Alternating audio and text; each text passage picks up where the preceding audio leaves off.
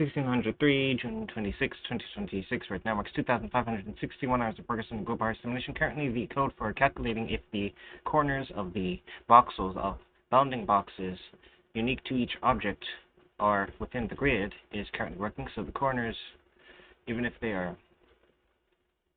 slightly over the grid and outside of the area, they are not included in the usable corners. And the reason for having the corners in the first place is that originally, in a test a while back, only the center of voxels were used, and in order to get a better look at that, the red area represents the voxels local to each object, and then basically turning that off. The idea is to use the red voxels of the objects and then convert their positions to a corresponding voxel within the grid, and so the yellow grid represents the level voxels. And so what was originally found was that using the center only, there might be a case in which an object has a local voxel in the center of one voxel, but then one of the corners of the red voxels sort of overlaps into a different voxel, and then because the center is over there and the corner is in a different place,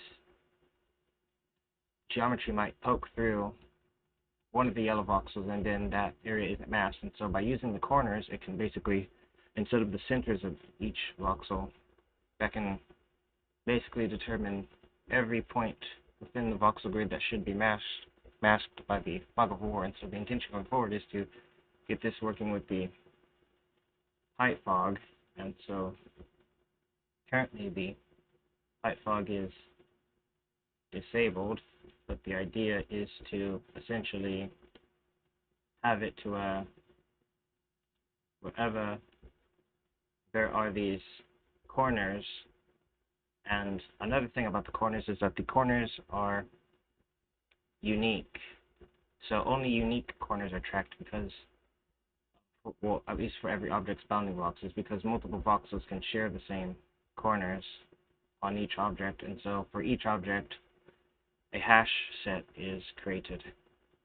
And so the intention going forward is to take the unique voxels and find the corresponding voxel within the larger grid area, and then for all of these yellow cells that are detected as having geometry, make sure the pixels of the volumetric height fog only render around geometry in order to create a fully three-dimensional fog of war mask.